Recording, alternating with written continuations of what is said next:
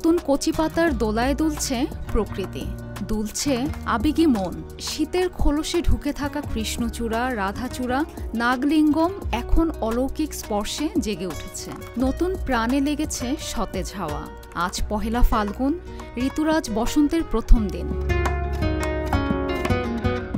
ফাল্গুনের হাত ধরে যৌবনতার উদ্যমতা বয়ে নিয়ে এলো আনন্দ, উচ্ছ্বাস, উদ্বেলতা। তরুণ হৃদয়ে বিভেদ ভুলে চিরনূতনের প্রত্যয়ে সামনে এগিয়ে যাওয়ার দোলা। লাল আর হলুদের বাসন্তী রঙে তাই আজ বসন্তের উন্মাদনায় ভাসবে সে। বসন্ত অনেক ফুলের বাহারে সজ্জিত হলেও গাঁদা ফুলের রঙকেই এদিনে তাদের পোশাকে ধারণ করে তরুণ তরুণীরা। খোপায় শোভা পায় গাঁদা ফুলের মালা। বসন্তের আনন্দযজ্ঞ থেকে বাদ যায় না গ্রাম্য জীবনও। আমের মুকুলের সৌরভে আর পিঠাপুলির মৌতাতে গ্রামের বসন্তের আমেজ একটু বেশিই ধরা পড়ে।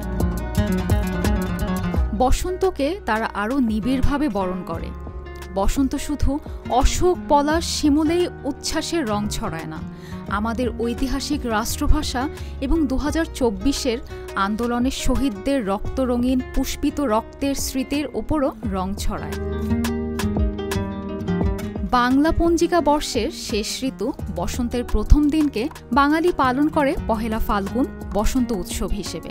বাঙালির নিজস্ব সার্বজনীন প্রাণের উৎসবে এই উৎসব এখন গোটা বাঙালির কাছে ব্যাপক সমাদৃত হয়েছে। তবে এবারও বসন্ত তার সাথে করে নিয়ে এসেছে ভালোবাসা। তাই দেশের সর্বত্র ফাগুনকে এবার ভালোবেসে বরণ করে নিচ্ছে বাঙালি। মেরিন আমিন, জিটিভি নিউজ।